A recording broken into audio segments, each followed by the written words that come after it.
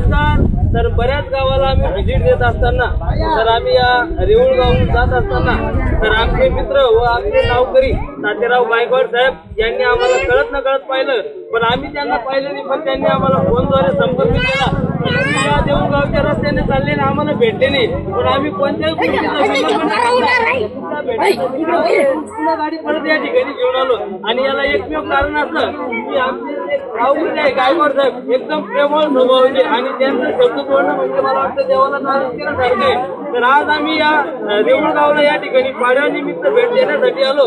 तर मला एक आनंद या ठिकाणी झाला की सर्व धर्माचे लोक या ठिकाणी या पाडव्याचा आनंद घेताना दिसून येत आहे। मला वाटतं मुस्लिम समाज असो, बौद्ध समाज असो, सर्व 18 पगड समाज आज या ठिकाणी एकत्र या ठिकाणी दिसून येत आहे। आणि या सर्वांना एकत्र जोडण्याचं काम जर कोणी करत असेल तर आमचे गायकवाड साहेब आहे।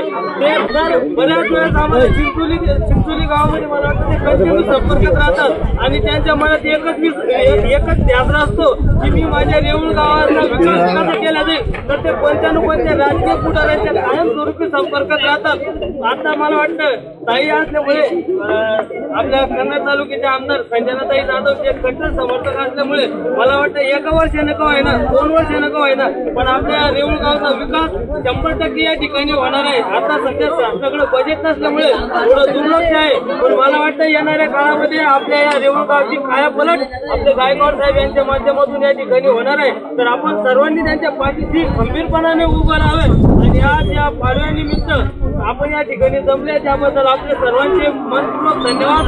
पोळा हा सण आपल्यासाठी एक पारंपरिक सण आहे आणि या लोकत्र एकत्र जोडण्याचं काम या सणाच्या माध्यमातून या ठिकाणी होत असते।